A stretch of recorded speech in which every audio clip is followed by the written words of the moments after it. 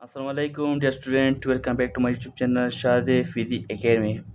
आज के लेक्चर में हम डिस्कस करते हैं top MDCAT MCQs chapter number 2 vector equilibrium first आर फीदी के। जितनी टॉप एमसीक्यूज है जो एमडीकेट में ज़्यादातर रिपीट होती है तो वो आज के लेक्चर में हम डिस्कस करते हैं। तो चलो स्टार्ट करते हैं आज का लेक्चर। हमारे पास डियर स्टूडेंट फर्स्ट एमसीक्यूज मौजूद है। A force of 10 Newton makes an angle of 30 degree with positive axis. It can be represented in term of rectangular xy component as. Let suppose that हमारे पास एक vector given है जिसका magnitude है 10 Newton और वो angle बनाता है 30 degree with positive axis के साथ। तो इस वेक्टर को आपने रिप्रेजेंट करना है एक्स वाई कंपोनेंट में। डियर स्टूडेंट, यहाँ पर एक कोऑर्डिनेट सिस्टम है, यह कोऑर्डिनेट सिस्टम। तो यहाँ पर इस कोऑर्डिनेट सिस्टम में एक वेक्टर गिवन है जो 30 डिग्री बनाता है एंगल विथ पॉजिटिव एक्सिस के साथ और इस वेक्टर का मैग्नीट्यूड है 10 न्यूटन। तो इस वेक्टर को हमने रिप्रेजेंट करना है एक्स वाई कंपोनेंट में, एक्स वाई कंपोनेंट में, यानी एफ एक्स और एफ वाई कंपोनेंट में इस वेक्टर को हमने रिप्रेजेंट करना है। तो आपको अच्छी तरह पता होगा कि रेक्टेंगुलर कंपोनेंट में एफ एक्स बराबर है एफ cos थीटा और एफ वाई बराबर है एफ वाई कंपोनेंट बराबर है F sine theta.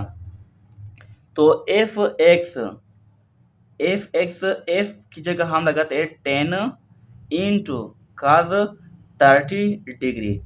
F Y is equal to F की जगह हम लगाते हैं 10 क्योंकि ये वेक्टर का मैग्नीट्यूड गिवन है और sign 30।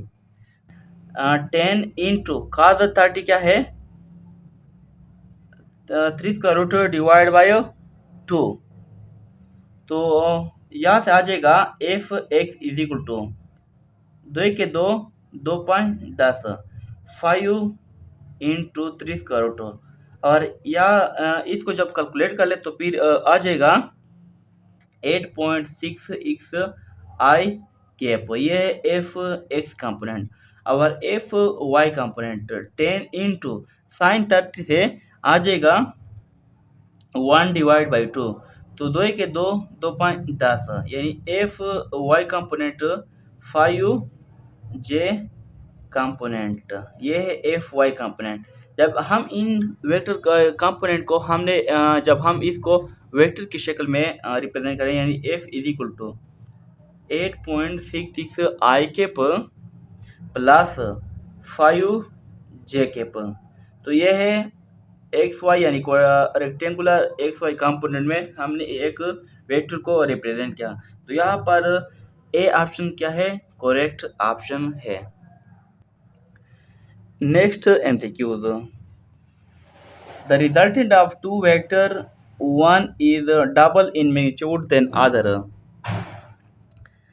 is perpendicular to the smaller one, the angle between them will be। MCQs में ये दिया गया है।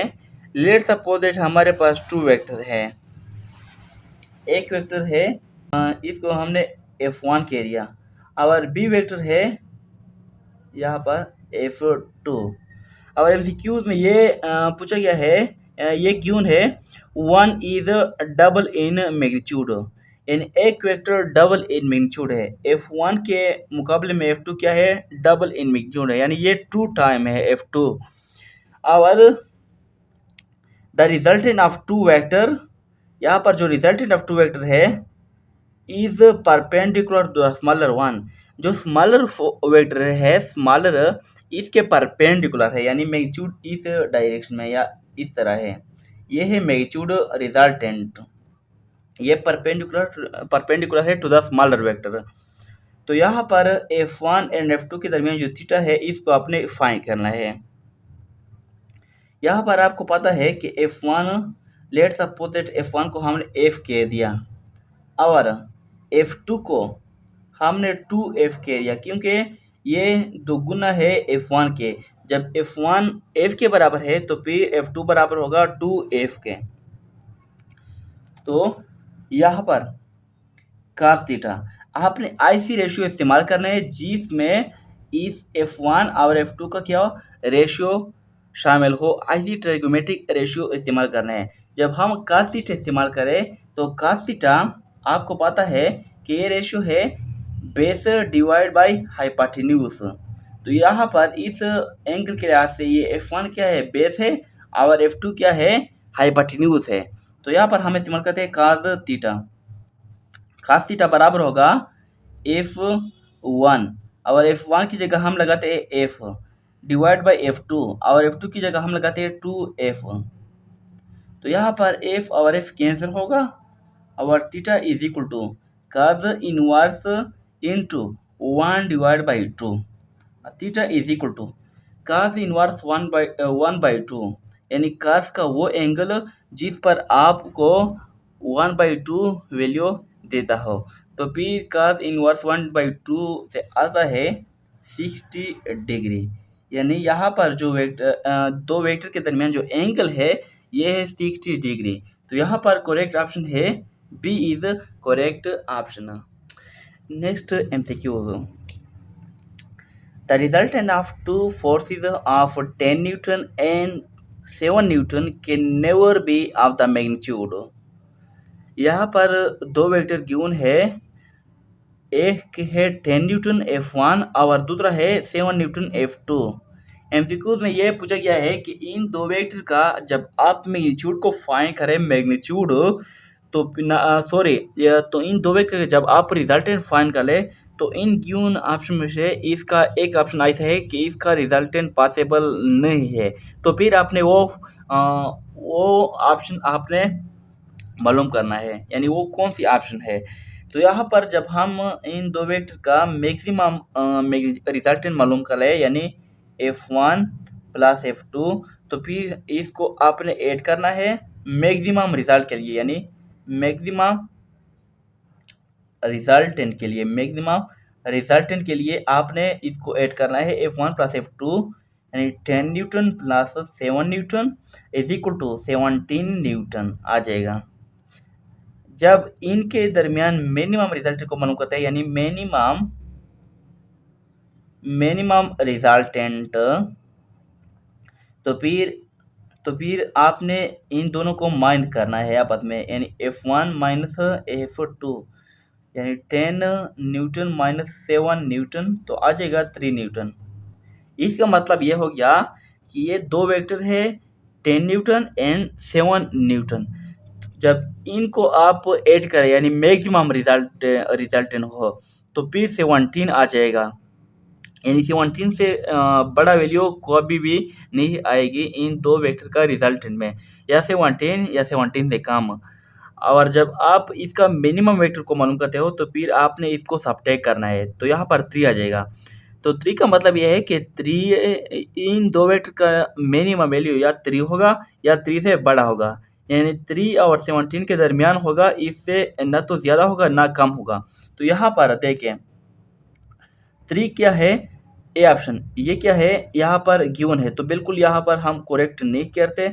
2 न्यूटन बी ऑप्शन, यहाँ पर 2 न्यूटन जो है ये इन ऑप्शन में से नहीं है, 3 से कम है और 17 से क्या है बड़ा नहीं है। तो फिर 2 न्यूटन पॉसिबल है कि इसका रिजल्टेंट ना आए, तो यहाँ पर 2 न्यूटन इज करेक्ट। अगर यह इस तरह हम सी ऑप्शन को देखें 5 न्यूटन, तो ये 3 से बड़ा है और 17 से कम है, तो फिर ये पॉसिबल है इन दो वेक्टर का मैग्नीट्यूड। अगर डी ऑप्शन को देखें 7 न्यूटन, तो ये 3 न्यूटन से क्या है बड़ा है और 10 न्यूटन से क्या है कम है, यानी 17 न्यूटन से कम है, तो फिर ये पॉसिबल है कि ये इसका रिजल्टेंट आ जाए। लेकिन 2 न्यूटन ये वाहिद वेक्टर है कि वो इन दो वेक्टर को जब आप ऐड भी करें या सब्ट्रैक्ट भी करें तो फिर पॉसिबल नहीं है कि इन दो वेक्टर का रिजल्टेंट आए, यानी 2 वेक्टर। नेक्स्ट MCQ है, a boy travels 2 meter due to east, then 5 meter due south, 1 meter due east, and finally turn toward north. covering a distance of 9 metre, how far is the starting point? एक boy है, एक लड़का है जो 2 metre जाता है toward east में, 5 metre जाता है टुवर्ड साउथ में, 1 मीटर टुवर्ड ईस्ट में अगेन से, एंड फाइनली टर्न करता है टुवर्ड नॉर्थ और कवर करता है अ डिस्टेंस ऑफ 9 मीटर। तो how far is the starting point, यानी ये स्टार्टिंग पॉइंट से कितना दूर हो गया ये लड़का। तो सबसे पहले आपको इस कोऑर्डिनेट सिस्टम के बारे में पता होगा। यह है कोऑर्डिनेट सिस्टम। यहाँ पर हम रिप्रेजेंट करते हैं एक्स पॉजिटिव वैल्यू और इस साइड पर एक्स नेगेटिव वैल्यू, या इस ऊपर की साइड पर वाई पॉजिटिव वैल्यू और नीचे की तरफ वाई नेगेटिव वैल्यू। ये आपको अच्छी तरह पता होगा इस कोऑर्डिनेट सिस्टम के बारे में। बिल्कुल इसी तरह हम ईस्ट वेस्ट नॉर्थ साउथ को भी ड्रा करते हैं। तो फिर पॉजिटिव एक्सिस के डायरेक्शन में आपने ईस्ट को ड्रा करना है और नेगेटिव एक्सिस की डायरेक्शन में आपने वेस्ट को ड्रा करना है, यानी लिखना है। बिल्कुल इसी तरह पॉजिटिव वाई ऊपर की तरफ आपने लिखना है नॉर्थ और नीचे की तरफ आपने लिखना है साउथ। तो यहाँ पर देखो, सबसे पहला लड़का जो है ये 2 मीटर जाता है टुवर्ड ईस्ट, यानी 2 मीटर फासला तय करता है toward east, 2 metre toward east इस स्टार्टिंग पॉइंट से। इसके बाद 5 मीटर ड्यू साउथ और 5 मीटर जाता है टुवर्ड साउथ, यानी फिर जाता है toward south 5 metre. 1 metre toward east और फिर 1 मीटर जाता है toward east 1 metre, and finally turn toward north covering a distance of 9, और फिर टुवर्ड नॉर्थ की तरफ यानी इसी डायरेक्शन में जाता है और 9 मीटर डिस्टेंस को तय करता है टुवर्ड नॉर्थ। तो फिर इस बॉयज का जिसने तय किया 2 मीटर टुवर्ड ईस्ट, 5 मीटर तय किया टुवर्ड साउथ और 1 मीटर तय किया अगेन टुवर्ड ईस्ट और 9 मीटर तय किया टुवर्ड नॉर्थ पोल। तो इस बॉय ने कितना डिस्प्लेसमेंट तय किया स्टार्टिंग पॉइंट से। तो यहाँ पर सबसे पहले आपको पता है कि जिस डायरेक्शन में इसने डिस्टेंस को कवर किया है इसको सबसे पहले इसको ऐड करना है। सबसे पहले टुवर्ड ईस्ट, ईस्ट के डायरेक्शन में कितना गया है toward east, sum of the two vector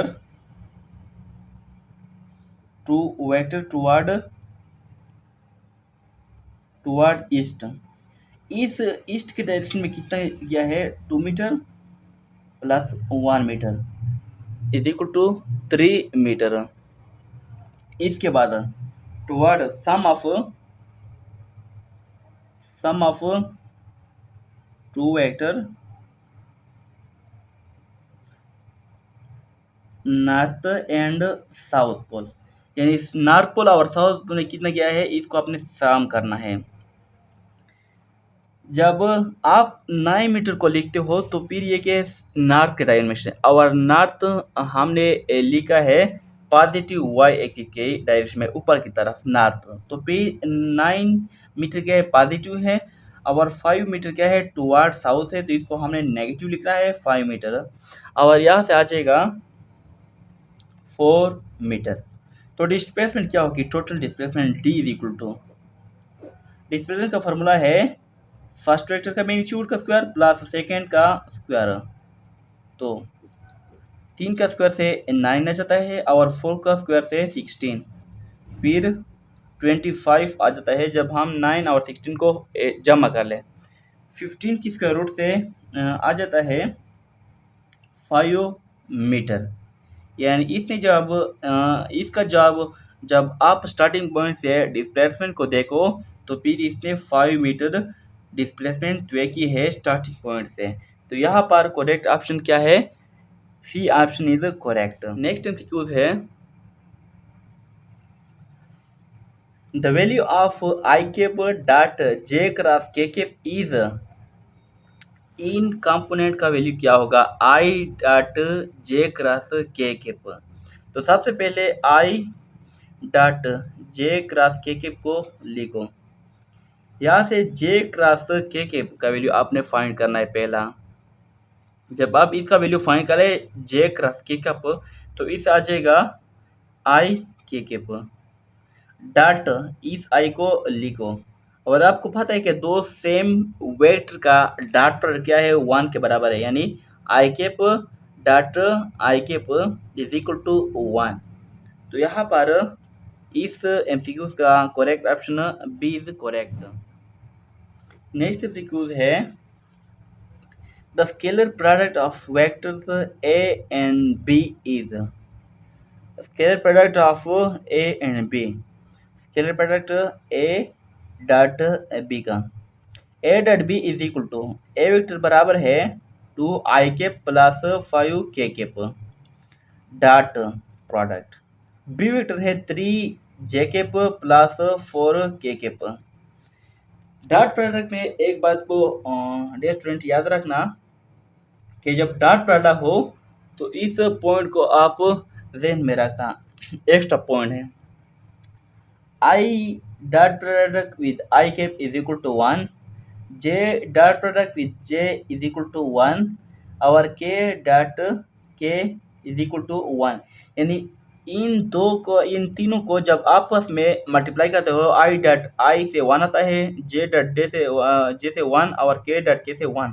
जब आप इनके मुखालिफ चाहते हो यानी perpendicular, I dot J is equal to 0, J dot K is equal to 0 और K dot I is equal to 0, तो फिर आपने इन पॉइंट को याद रखना है डॉट प्रोडक्ट में। यहाँ पर देखो A dot B is equal to इस आई कैप को आपने सिर्फ आई कैप से मल्टीप्लाई करना है, क्योंकि आपको पता है कि अगर आई कैप को यानी यहाँ पर जे के साथ मल्टीप्लाई किया तो फिर 0 आ जाएगा, अगर के साथ मल्टीप्लाई किया तो फिर क्या 0 आ जाएगा। इसलिए हम इसको सिर्फ आई कैप से मल्टीप्लाई करते हैं 2 आई को। तो यहाँ पर 2 आई गिवन नहीं है तो फिर इसको छोड़ना। 5 के को आपने सिर्फ मल्टीप्लाई करना है 4 के साथ, यानी क्योंकि जब आप इसको के साथ मल्टीप्लाई करते हो तो फिर के डॉट के आपको 1 देता है। और इस जे के मुकाबले में कोई इस वेक्टर में गिवन नहीं है तो फिर इसको छोड़ना। तो सिर्फ 5 के डॉट 4 के आपने मल्टीप्लाई करना है। तो यहाँ पर 5 क्रॉस 4 इंटू के डॉट के वेक्टर डॉट के वेक्टर 5 4 20 इंटू के डॉट के 1। मैंने आपको लिखा भी है के डॉट के 1 आ जाएगा।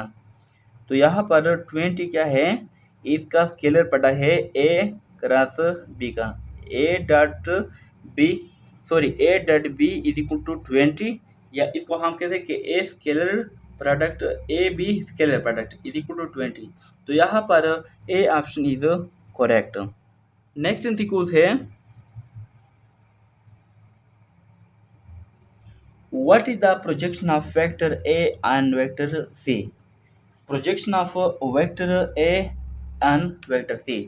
अगर हम इसका प्रोजेक्शन लिखे तो प्रोजेक्शन ऑफ A बराबर है projection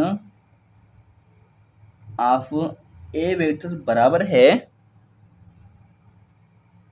A vector dot C vector divide by C का मैग्नीट्यूड।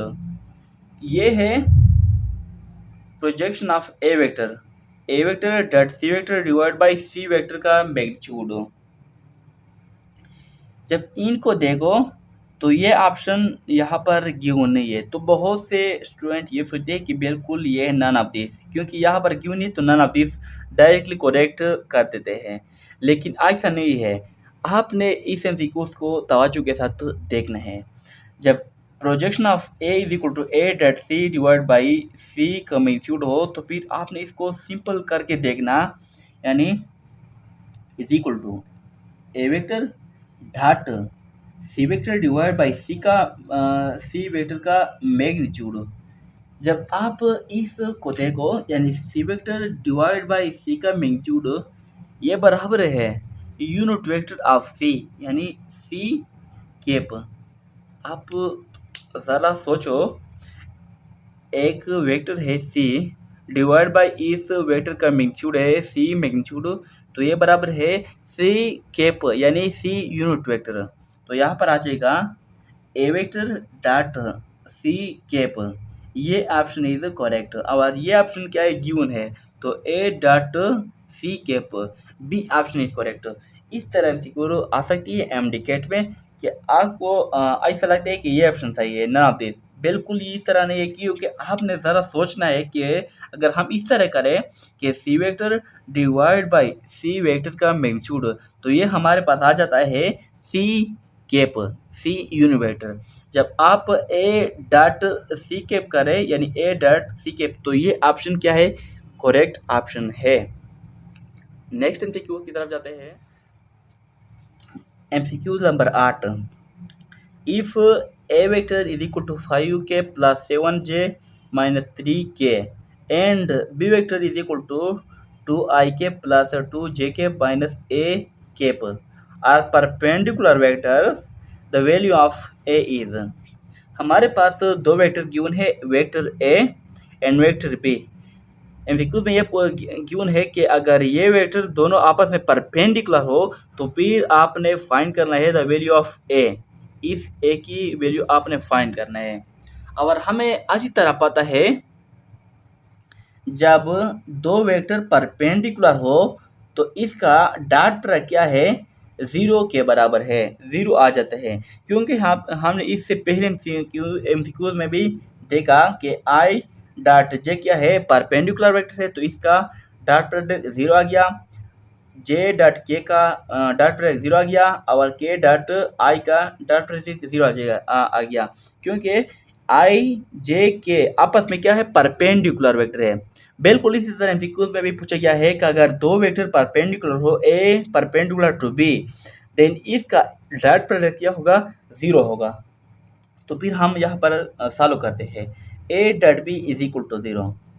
ए वेक्टर गिवन है 5ik plus 7jk minus 3kk, dot product B vector 2ik plus 2jk minus akk is equal to 0।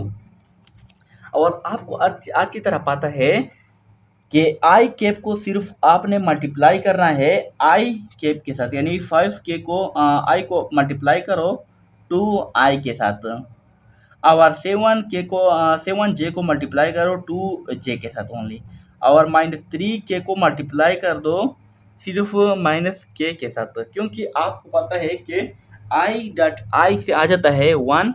अगर हम आई cap को जे से multiply कर रहे हैं तो फिर यहाँ पर सारा कंपोनेंट 0 हो जाएगा, इसलिए हम आई कैप को आई के कंपोनेंट के साथ, और जे कंपोनेंट को जे कंपोनेंट के साथ, और के कंपोनेंट को के कंपोनेंट के साथ मल्टीप्लाई करते हैं। जब 5i को 2i के साथ मल्टीप्लाई कर दो तो 5 दूने 10, और आई डॉट आई 1 आ जाएगा, प्लस मल्टीप्लाई प्लस है, जमा दरबे जमा जमा 7 multiply 2, 7 दूने 14 into J dot J 1 आ जाएगा, तो इसको हम नहीं लिखते। नेक्स्ट माइनस 3 और माइनस ए, यानी माइनस 3 और माइनस को जब मल्टीप्लाई करते हो तो फिर जमा आ जाएगा, मनफी दरबे मनफी 3 मल्टीप्लाई ए यानी 3a, K dot K is equal to 1 is equal to 0। तो यहाँ पर हम 0 के बराबर कर देते हैं, क्योंकि यहाँ पर गिवन कंडीशन है। तो इन दो को जब ऐड करो 10 प्लस 14, जब हम इसको जमा करते हो तो 24 आ जाएगा, plus 3a is equal to 0। जब हम 24 को दूसरी साइड पर ले जाते हैं, यानी 3a is equal to minus 24, दोनों साइड को 3 पर डिवाइड कर दो। जब 3 पर डिवाइड करते हो तो फिर 3 और 3 कैंसिल, 3 एक 3, 8 3 24, यानी a का वैल्यू आ जाएगा a is equal to minus 8। जब हम यहाँ पर जब माइनस 8 को पुट करें तो फिर a एंड b वेक्टर का जब आप अगेन सा डॉट प्रोडक्ट कर ले तो फिर इसका डॉट प्रोडक्ट आ जाएगा 0, क्योंकि ये है गिवन वैल्यू ऑफ a।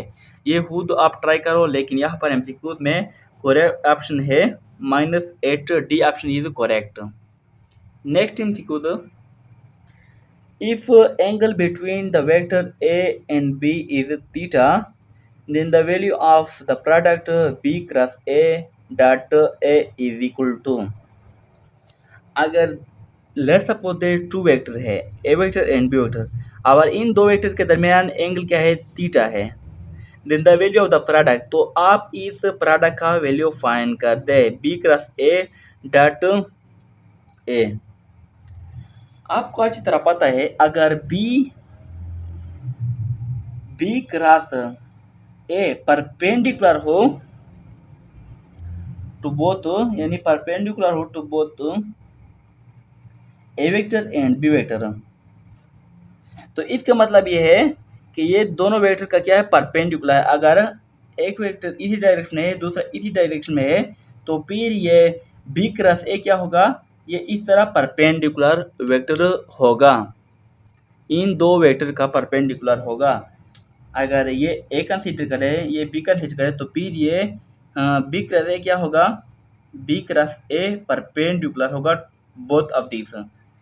जब ये परपेंडिकुलर है और इसको हम कंसीडर करें, लेट सपोज इट ये सी वेक्टर है, इसको हमने सी वेक्टर कंसीडर कर दिया कि सी वेक्टर परपेंडिकुलर है ए एंड बी वेक्टर के, तो फिर ये सी डॉट के क्या होगा, सी डॉट ए क्या होगा, तो सी डॉट ए दोनों अब परपेंडिकुलर वेक्टर है, तो इसका डॉट प्रोडक्ट क्या होगा, 0 के बराबर होगा। तो यहाँ पर सी डॉट ए 0 आ जाता है, क्योंकि आपने खुद देखा कि ये है ए वेक्टर और ये है B cross A, B cross A को हमने सी वेक्टर कंसीडर किया, तो पी सी और ए के दरमियान एंगल 90 बनता है, यानी ये 90 एंगल पर है, तो इनका डॉट प्रोडक्ट क्या होगा, 0 के बराबर होगा।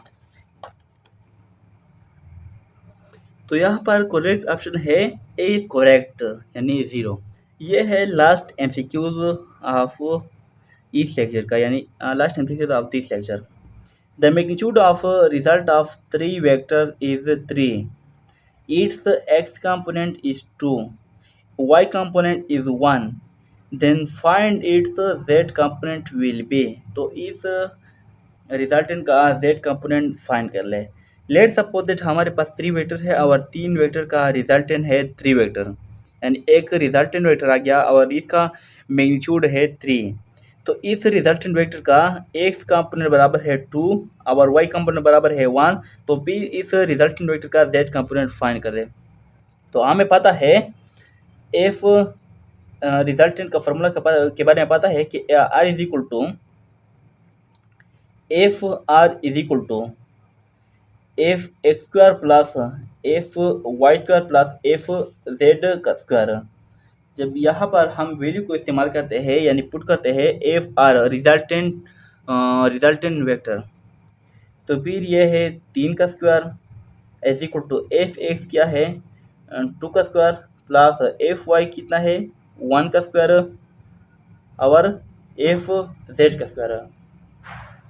तो यहाँ पर 3 स्क्वायर से 9 आ जाता है, 2 स्क्वायर प्लस 1 स्क्वायर से, यानी 2 दूने 4 प्लस 1 5 प्लस एफ जेड का स्क्वायर। जब हम आप इस साइड पर ले 5 को, 9 minus 5 is equal to F Z का स्क्वायर, तो यहाँ से 4 आ जाएगा, 4 9 माइनस 5 से is equal to F Z का स्क्वायर। तो दोनों साइड पर आप स्क्वायर रूट लें, जब स्क्वायर रूट हम लेते हैं तो यहाँ पर कैंसिल हो जाएगा, एफ जेड यानी जेड कंपोनेंट इस रिजल्टेंट वेक्टर का बराबर होगा 2।